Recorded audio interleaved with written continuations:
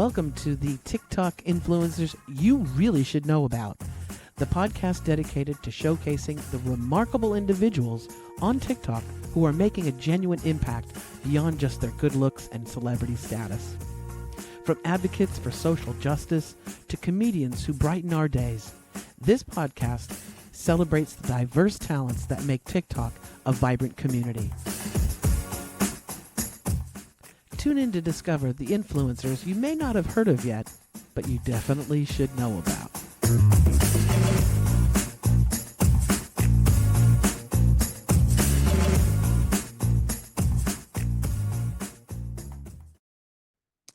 Welcome, everybody, to the brand new podcast, the TikTok influencers you really should know about. And I am your TikTok enthusiast, your fellow TikTok enthusiast, and I'm also a media coach. So I am somebody who knows talent, who knows how to grab an audience.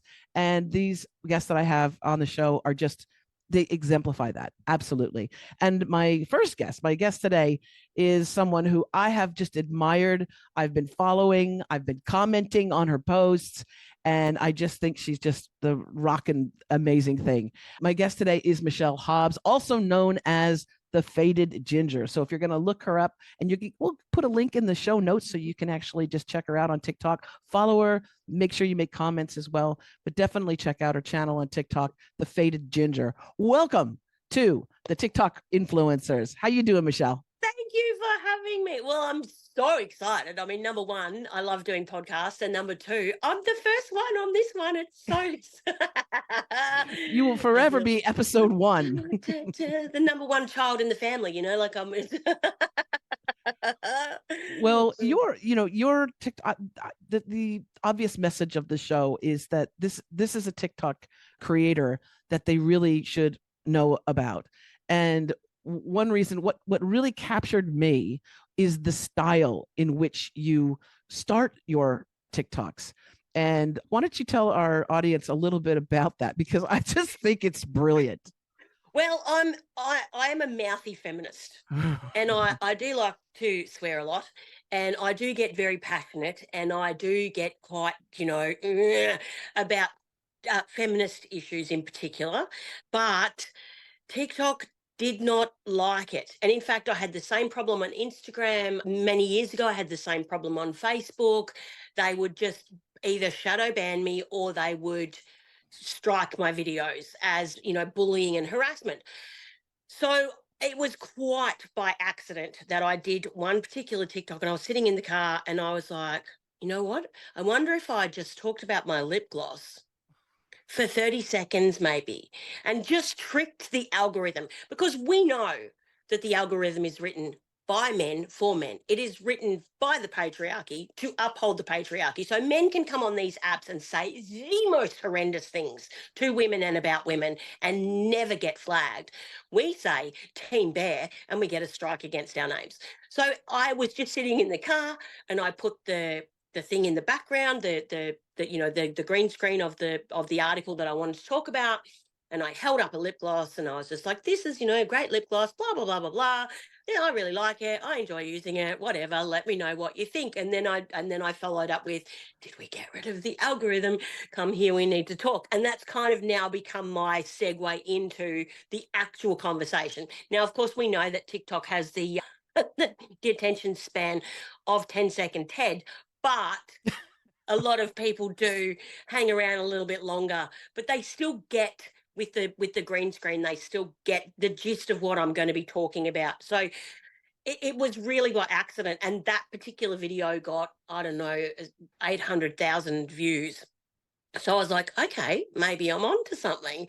And so the next time I did a video, I did the same thing. Now, I didn't go viral, but I was still getting thousands of views and hundreds of likes. So my engagement had gone from being ridiculously to people were actually taking notice, and I was getting those likes and I was getting those views. And so therefore I was like, cool, I'm getting the message out. And basically that was it. So that has now become my format. I always start with skincare, makeup, segue into, getting rid of the algorithm. Let's have a chat, talk about the topic in question. And then I always finish it off with class dismissed, toddle off, bye. And that's kind of just become my signature on all of these videos that I do now. So. It's a formula that really works, because I think the first video that I saw of you, and I don't know how you came up. Well, maybe I know how you came up on my algorithm, because I'm down the conspiracy rabbit hole. I have 5 planets in Scorpio, so I'm like the 9/11, they did it. I've got chemtrails. I'm like all that stuff, right? And so you came up, and you were. I was confused at first, because I was like, why is she talking about, and maybe it was the lip gloss. You were talking about some beauty thing. And I was like, why is in the background is a story about a pregnant goat dying after being essayed, raped, whatever, by not 1, not 2, but what, 8? Eight of eight them. men. Eight men. Of That them. was in the background. And I was like, what the, why is she talking about pink lipstick? What's going on? So was that the one that went pretty viral? Well, that one's now got, so that one I only did, that one, it's funny, isn't it? Because you think when one goes super viral, that's kind of my super viral one. It's got like 1.7 million views, a couple of 100,000 likes, and it's still, even today, every time I go into TikTok, it's constantly getting likes, follows, reposts, etc., comments, and what have you. So it was like that was not even sort of my first really viral video, but that's the one that just blew up. That one blew up the internet. That was the one where it went to 1 million views within, I don't know, 4 days or something. And I was like, I've never had that happen before. I've had the slow burn where I'll get a couple of 100,000, and then, then a couple of them that are up there that have, that was sitting on maybe 500,000 or 600,000 have now gone up to 700,000 or 800,000. And I think it was because of the goat video. But it is really funny how certain, you don't even think, this is not going to be the one that goes viral. Yeah, you don't know. And then it's the one that goes viral, and you just you never know. And one thing that I wanted to give the audience an idea of your style and the format of your TikToks, I thought we would share with them, if I get your permission, if it's okay. I would like to share with them one of your TikToks that I think it's one of my favorites, and it's one we can play. we can play. Is it all right if we give them a little taste of Absolutely. Of all right. Absolutely. So let's go to that. So for those of you who are listening, you will hear this TikTok, but for those of you who are watching on YouTube, you'll see the actual video. And this is Michelle Hobbs, also known as the Faded Ginger. I will make sure I have a link to her TikTok page in the show notes. But let's take a listen and a watch now. MCO Beauty. I really, really like their makeup range, I have to say. So I picked this eyeliner up with the blending brush on the end. So if you want to do a bit of a smudgy smudge, $6.99 on special. And I picked up the waterproof one for $9 on special. Now, with this waterproof one, I wore it all day and didn't end up with black marks on my upper eyelid, which I was really impressed by. So, yay to Mecca. Well done, I have to say. Well done. Because for older women, these are the issues that we have to deal with. Okay. Did we get rid of the algorithm? Just come here. We need to talk. Imagine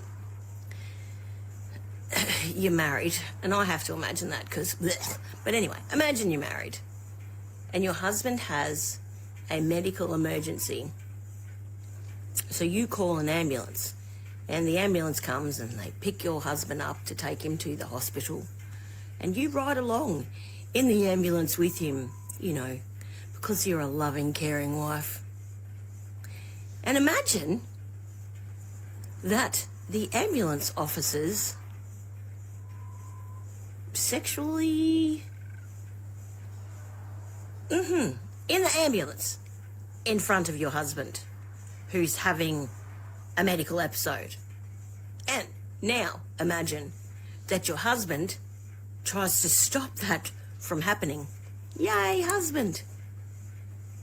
And you know what happens to him? the ambulance officers toss him out of the ambulance, where he receives such serious injuries that he ends up dying from them. So, let's establish something. We're not safe at home. We're not safe when we walk at night. We're not safe when we go jogging during the day.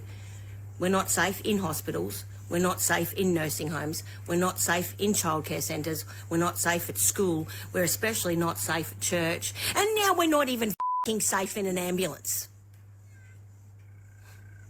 Is there anywhere on this planet where there are men around that women are safe?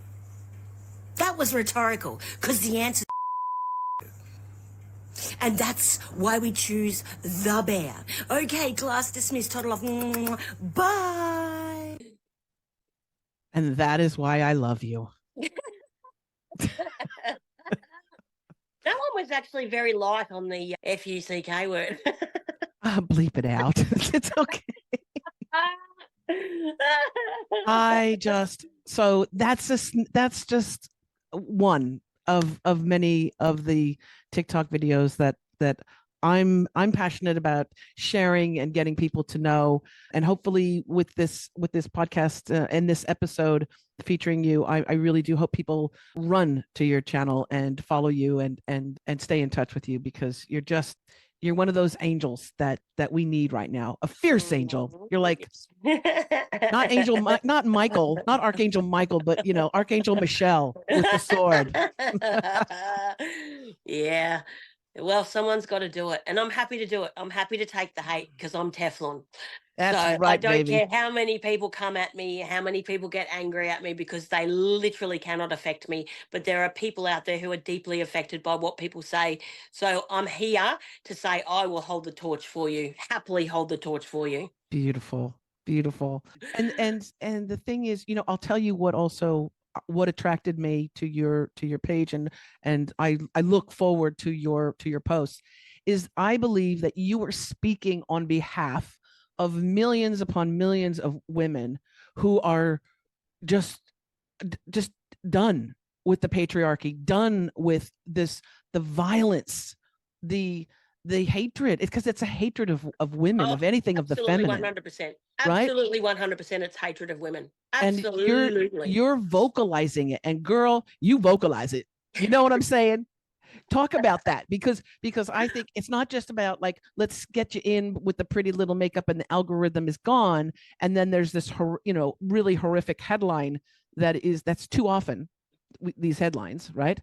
But you get to speak it for us, Yeah. and talk about that. Does that help? Is that therapeutic as well? Oh, look, absolutely. Okay, so we'll get really personal. All right. So I will completely open up, and it's something I've been meaning to do a reel about, and I just haven't found the right way to talk about it. When I was 5 years old, I was sexually assaulted on the front doorstep of my home by a 16 or 17-year-old boy. Latchkey kid, of course. We were left home on our own. We pretty much raised ourselves. When it happened, I knew it was wrong, but I never knew how to talk about it. And because I never told a soul for many, many years after the fact, every time I thought about it, I burnt up with shame. Like shame. I felt shame. I was 5. You know what I mean? And that was the first of a couple of times, right? So it's not like just one time where I was essayed by somebody else. Isn't it funny how we've had to develop a whole new language for TikTok? Yeah. But it had happened on multiple occasions. When I was 7, a babysitter basically threatened me, wanted me to take my clothes off so he could take photos of me. Oh. When I was 16, I was brutally assaulted by a young man while we were camping. And all these times I thought it was me. It was my fault. What was wrong with me? What did I do? And as I got older and I got more staunch in my belief that, we are equal, right? And in fact, the men are going to get upset by this, but women are superior. We are the life givers. We are the life bringers. We are the true leaders. Yes. Men are not leaders. They're followers. But anyway, I digress.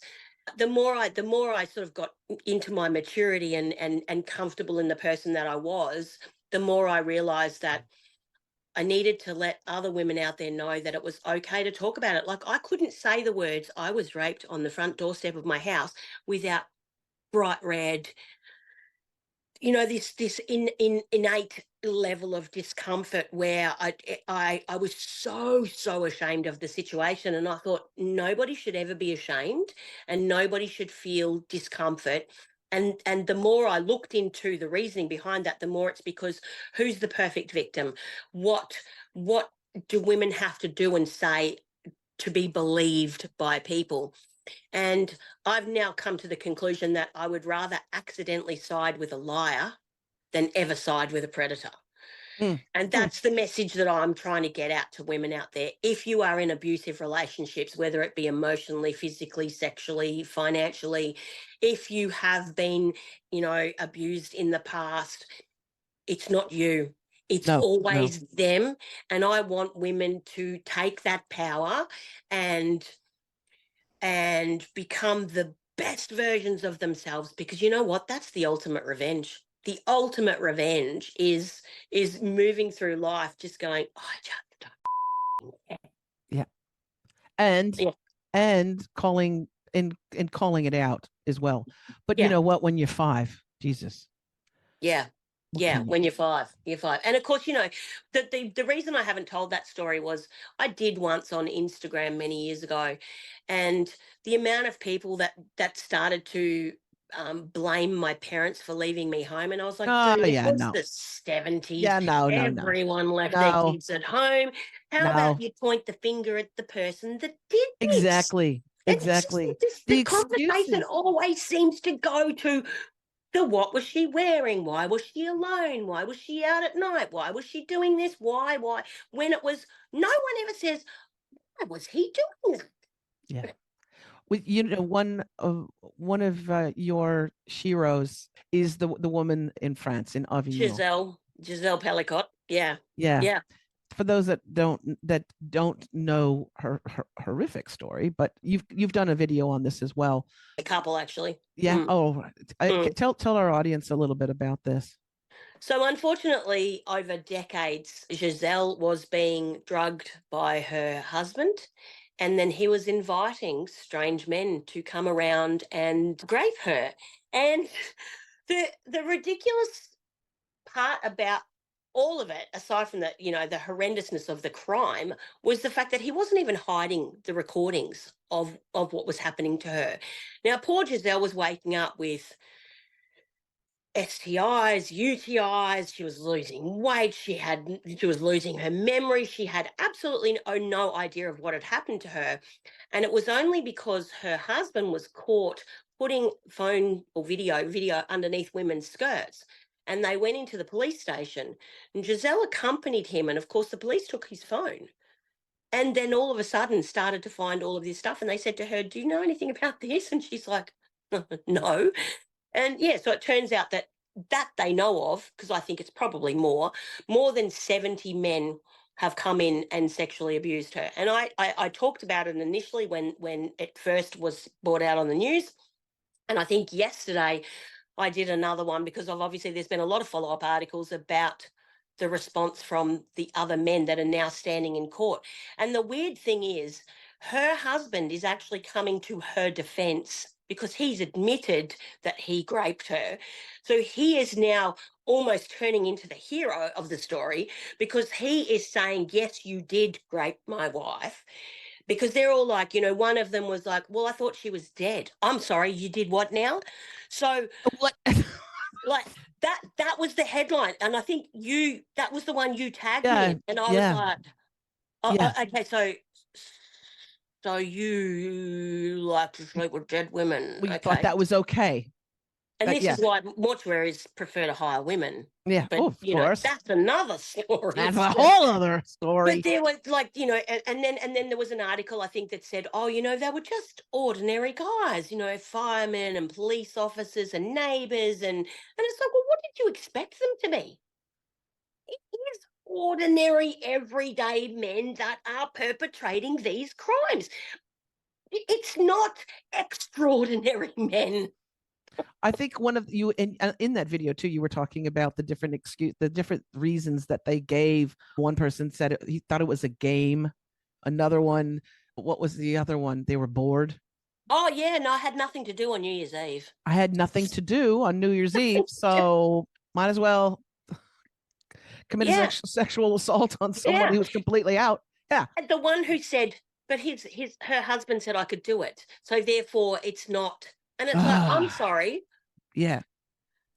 See, the thing is that what I love about your channel is that you shine a light on these things and you call them out instead of them just being a blip on a headline and gone, right? It's something that you reiterate to the audience that this is unacceptable. And the outrage that we all should have over this. And whatever we're teaching our young men, our boys, we need to teach them something different. Oh my God. Yeah, that's, like, again, that's another conversation, isn't it? Because I think, especially since, and I've watched it happen, we've watched it happen, since the rise of the Andrew Taints, and I call him Taint, I don't call him by his proper name, but, the rise of those men have poisoned the minds of young boys. And when you hear, like, even here in Australia, school teachers saying that they're having problems with their 9-year-old boys because these 9-year-old boys are listening to the words coming out of his mouth and mouths like his. And that's what makes me so angry, is that these platforms allow this kind of behavior. And the sad thing about this, right, because I don't hate men at all, the sad thing about it is these young boys are growing up with a completely skewed idea of how to treat women. And that's why men are experiencing a loneliness epidemic and women are not. Women are banding together, or women are enjoying being single. Men inherently want somebody to love. And that's the problem with the patriarchy. The patriarchy doesn't just harm women. It harms boys and men in equal amounts. And you just said something really powerful there too, a little bit earlier, that, women are, they're getting done. They're done. They're staying, they're being single. They're becoming lesbians. I mean, my wife and I are very happy. I've never assaulted her while she was unconscious or any of those things, right? But being a lesbian was a choice, none of us would be straight. I'll see if there's some nice ladies there in Queensland for you. No. Well, I identify as queer anyway, so I would happily have a relationship with a woman. But I've been single for 4.5 years, and I'm just I love my own bubble. Space. I like my own bubble. You know what I mean? So, but yeah, I would have no problems with having a relationship with the right woman. Well, and I bring that up because there's hashtag Team Bear is becoming quite popular. The more these stories come out, and like in your videos that expose these stories and these headlines, we choose the bear. I think a lot of times you end your video, or towards the end of the video, you say we choose. Well, that's why we choose true. the bear. Yes, Explain to the audience who is not up on the bear analogy what that means. Okay, so apparently a guy went out with a microphone to shove it in the face of strange women, random girls and women, and asked them, if you were, in the forest, would you rather be alone with a man or a bear? Now, we all know that they were hoping that their egos would be, squishied and loved by women going, oh, I just would like to be with a man. Of course, predominantly 90% of women went bear, and the men were shocked. And of course, that created outrage, because again, instead of going, oh, okay, why do women feel that way? Exactly. They went straight to, my ego is front and center, I'm offended by that, you're all assholes. And again, it created this whole dynamic where instead of listening to women and trying to understand what the issues are and then resolving those issues, it created an even greater divide between men and women, because men just got so butthurt by the whole situation. Right. And I think this is the inherent problem, is that And we are guilty of it as well. I'm not saying that women are perfect. We are guilty of it as well. When the finger is pointed at us, instead of going, oops, let's get uncomfortable with being uncomfortable and let's sit on what has been said and learn from it, we put our ego front and center as well. And we can be just as bad. We're not as bad as men, because men tend to go straight to anger, whereas women go, we tend to go, we do tend to look a little bit more inward, I think, than men do, generally speaking. But I'd we can still be rather just as be bad. stuck in the wilderness. I'd rather be stuck in the wilderness with a woman or a bear as opposed to the other. And you know what? They asked that question. I've seen a few TikTok videos where they've asked that question of fathers, and fathers who are like loving fathers, too. right? Not a predator, but loving fathers. And they all said, "Oh, the bear." Yeah. Would you rather have your daughter to be in a forest with you're they right. all said the bear because she'll have a chance. Yeah. Yeah. She'll have a chance at survival. What the heck has gone on with our society? Well, it's the level of entitlement to women's bodies, and it's been that way for a long time. And I think probably, if you go back to the beginning of, it's going to upset people when I say this, but the beginning of religion is patriarchal by its very existence, is a patriarchal construct designed to control women. Marriage was a patriarchal construct designed to control women. And 100 years ago, well, maybe not 100, but say 150 years ago, women couldn't own property, couldn't have bank accounts, couldn't earn, couldn't keep the money that they earned, because let's face it, the working class women have always worked. It's only been middle and upper middle and higher class, upper class women that haven't had to work. But the women who were forced to work in factories, even back at the Industrial Revolution, were never allowed to keep their money. So we had to rely on a man. The system was set up where we had to rely on a man to exist. And I think it was only, it was the 60s or 70s when women were allowed to open their own bank accounts without the permission of a father or a husband. That's in my lifetime, It's shocking. Yeah. Well, we've come a long, short way, baby, as they used to say. Well, I am so happy to have finally met you and talk to you and have you on the show. Again, Michelle Hobbs, also known as the Faded Ginger. Check her out. There'll be a link in the show notes. Thanks again, Michelle. Thank you. And thank you, wonderful listeners and viewers. Listen, share the word on this. Let people know about this program, because, again, I think these are some people that you definitely want to get to know, and let them be your extended family. They're the cool members of your family, like Michelle. If you want more information about me and my coaching, you can go to christineblasdale.com. If you want more information about this show and you want to stay in tune and know maybe about upcoming guests, you can go to the tiktokinfluencers.com. That's the tiktokinfluencers.com. More to come, more exciting stuff to come. So stay tuned. All right. See you, everybody. Bye. Bye.